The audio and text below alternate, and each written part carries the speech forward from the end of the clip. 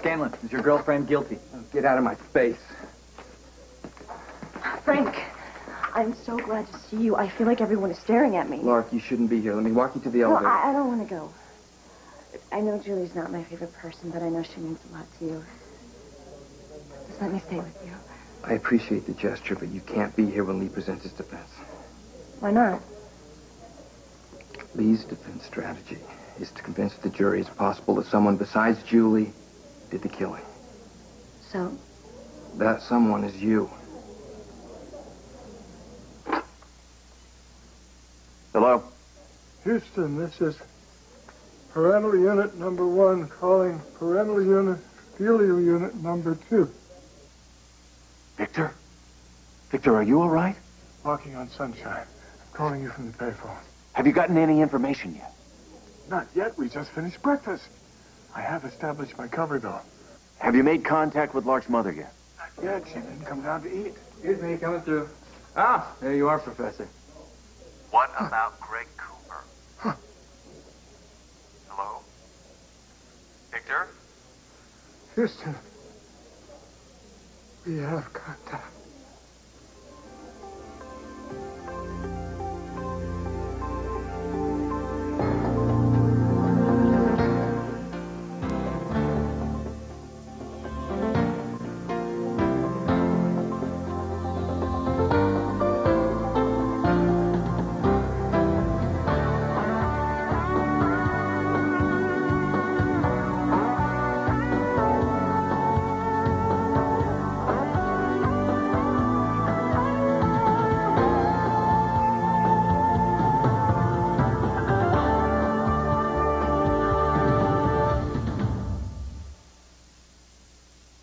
Houston, copy this with extreme urgency. I'm calling to report sighting a UFO in Port Charles, New York. What? I'm with the commander of the vessel now. All right, Victor, I understand. Cooper's there. Now be careful. I'll land smoothly.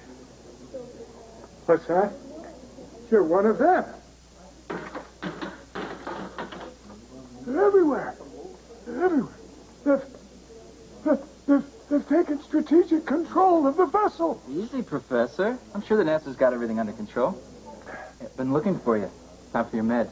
Electromagnetics. The beings thrive on electromagnetics. Did you see them out on the lawn, under the power lines? Beam it down, Scotty. What's it? A pellet.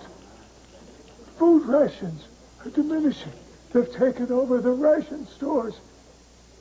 Did they give this to him for me?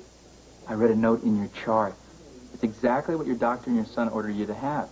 Now take your ration like a good astronaut. Well, if I start glowing, I'll know who to blame. Did you see the UFO? He's not the chatty type. Come on, Mr. Cooper. It's time for you to watch your favorite TV show.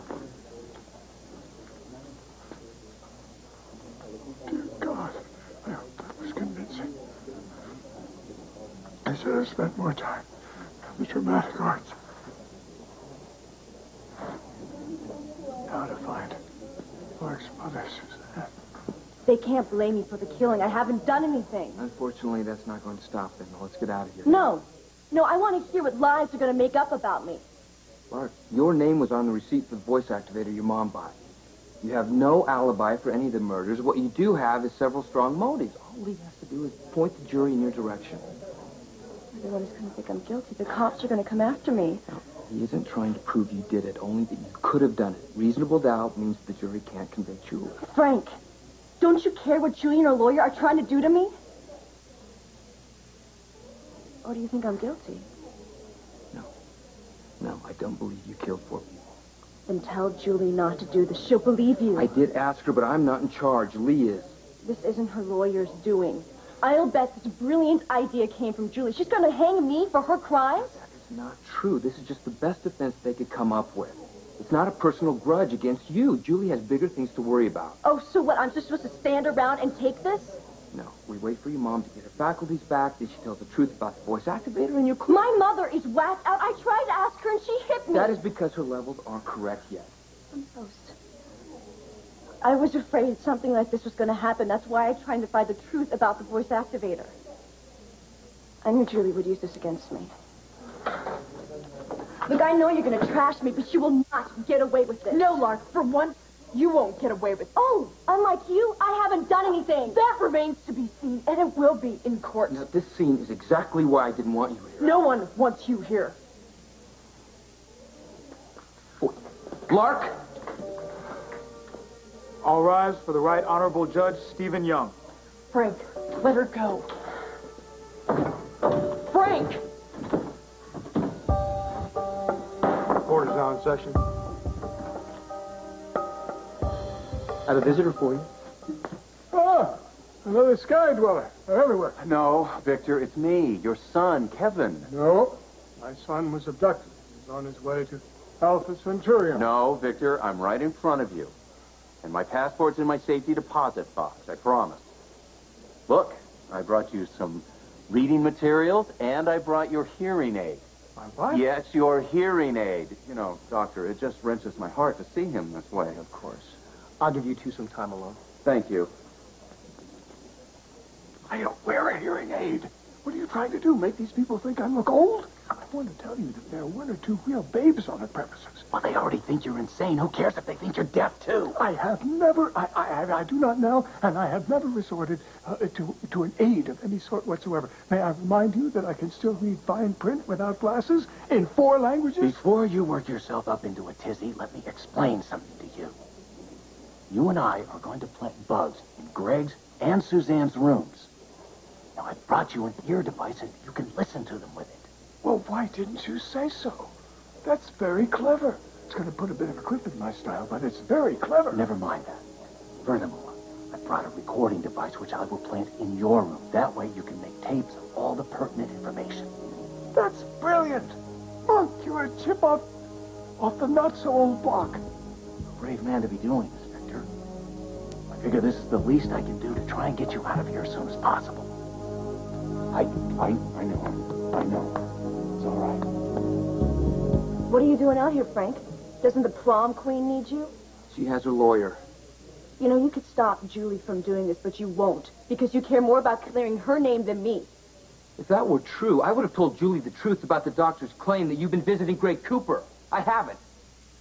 I am doing everything I can to protect both of you. There is a whole town full of suspects. Why did Julie and her lawyer have to pick me? Because you're the one that they can make the most plausible case against. Doesn't mean you'll be arrested, but get ready for the storm that's about to hit. Now, how would I do that? Well, the first thing we do is try to find out the truth about the voice activator. If we can do that, then Lee has to find someone else to point the finger at. You want me to go back to my mother? It's worth a shot. Maybe she'll be able to give us some straight answers. No, the only thing she gave me last time was this bruise. That won't happen again. I'll be with you the whole time. Oh, yeah, so she'll yell and curse at me instead? No, thank you. What are the other alternatives? Wait for Garcia or the reporters to show up at your door? Actually, I would prefer that. No. I will not let you give up. Your whole future is at stake here.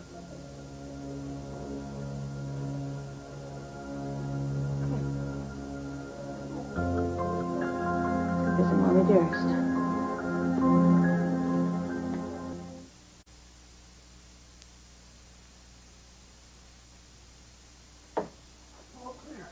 Well, come on in. Happily onward. Into the valley of death, rode the 600. Victor, if you need to recite poetry, use one that has a happy ending. Watch the door. Keep an eye out for anyone coming down the hall. All right. The voice stood on the burning Not deck. that one. Okay. Where's a good place for you to hide, my little pretty? Someplace where Lark's mother won't find it. Are you watching the hall? I am now. What do I do if I see someone coming? Try telling me to hide. Well, that's so mundane. We should have a secret code of alarm. Okay. How about archway, outway? Then you can dive behind the door and I'll jump into the closet. Well, I'm sure Scully and Mulder would be much more creative, but all right. Oh, I think this is a perfect place to hide you. Mayday! What? Incoming! Flips on the Hide! Darn! Victor! What? What did you see? I saw the elevator doors opening.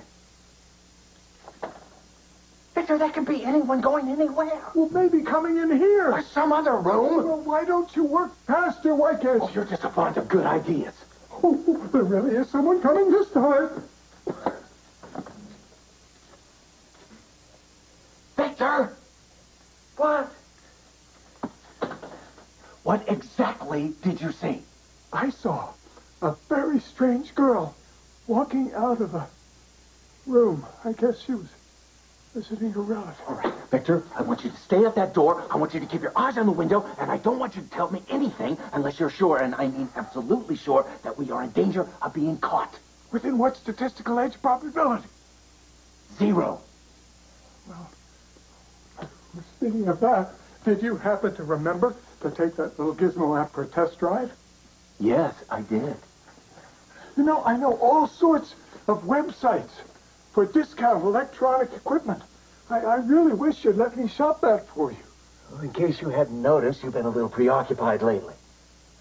Where did you learn to be so sneaky? Certainly not from my father. Would you get back to your post? What are you doing in my room?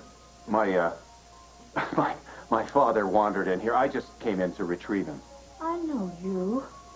You're that doctor that was here with Frank Scanlon. Yes, I am. I am that doctor. And it's so good to see you again and feeling better, I assume. Victor, we're leaving right now. Shoo! I'm very sorry. This won't happen again, I promise you. See that it doesn't.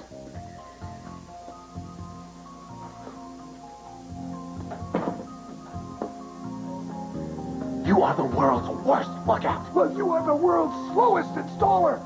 Do you think she's going to report us? Let's pray she doesn't. Ladies and gentlemen of the jury, you see before you Dr. Julie Morris Devlin. On the surface, she seems like a daughter, a friend, a colleague any one of us would like to have. Let me direct your attention to this easel. Here we find 4 other healthy, vibrant faces. Dr. Cassandra May, head of pediatrics at General Hospital and mother of a 4-year-old daughter. Dr. Jake Marshak, a dedicated young physician. Grace Sullivan, a popular, respected nurse. And, oh yes, Dr. Bennett Devlin, a gifted surgeon. Here he is with his daughter, Julie. They look like the picture of familial bliss. I direct your attention to this other easel. These are crime photos taken at the scene by a police photographer. This is what Julie Devlin did to her father, her friends, and her colleagues. These 4 victims trusted Julie Devlin. This is how she honored that trust. With a stab through the heart, the twist of a stethoscope, the twist of a noose, and a dose of cyanide. How ironic that a woman in the business of saving lives should take them so viciously.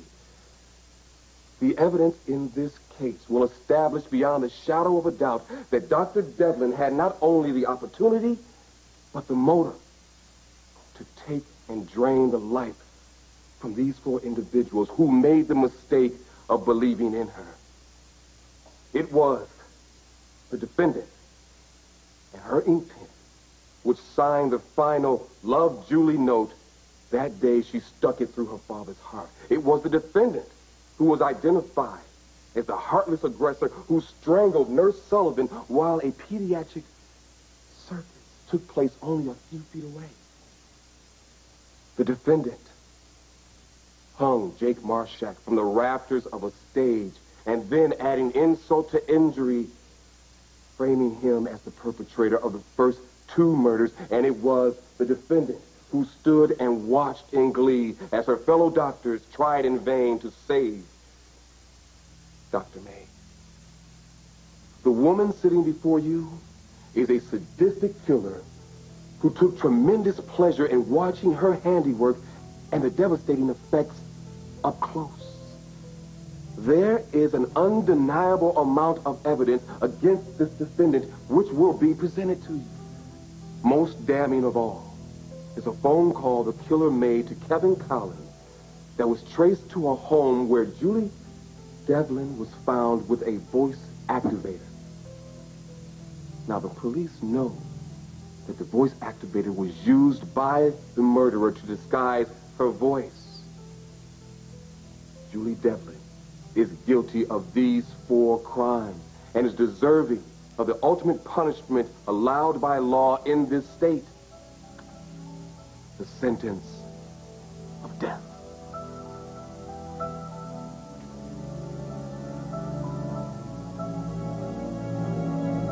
Good morning, Mrs. Madison. How are you today? I'm glad to see you. Lark, come here, give me a hug. Hi, Mom. You seem better today. I feel fine. Look at you. I'm so sorry, Lark. I know you didn't mean to. That doesn't make it any better. It never does.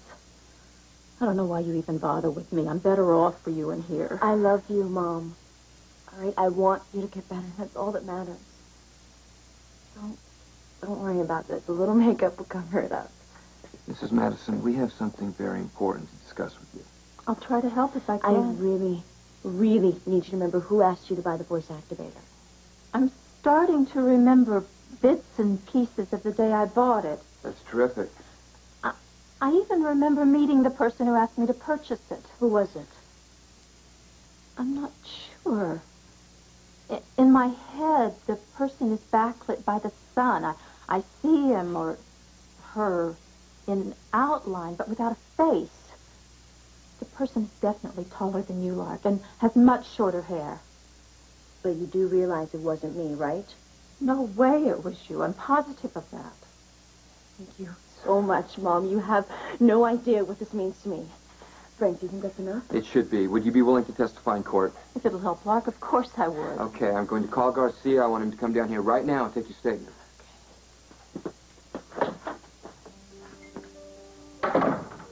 So, did I do good? Yes, Mom. You were perfect. Who knows? Maybe everything will work out all right after all.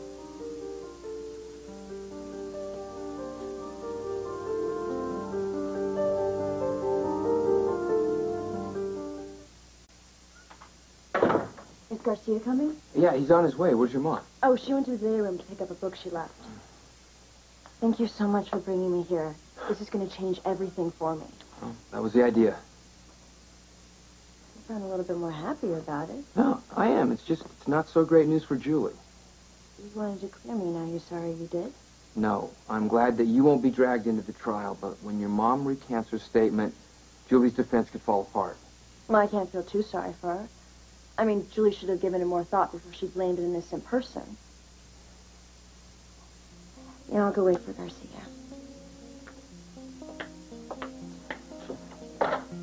The evidence the defense has gathered will show you that my client was set up to take this fall by the real assailant.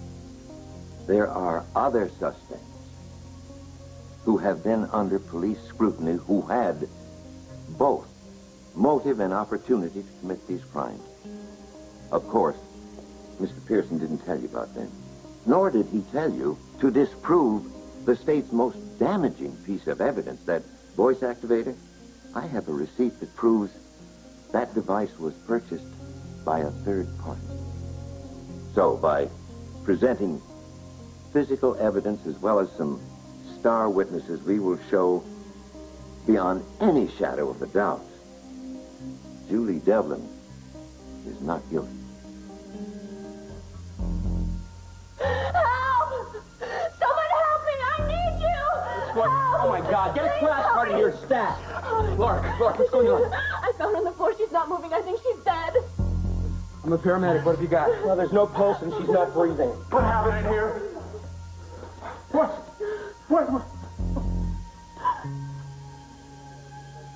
We lost her. No. No. Mom, wake up, please. I need you. Wake up now. Mom, please. She's gone. No. Kevin, what the? It's Suzanne Madison. She's dead.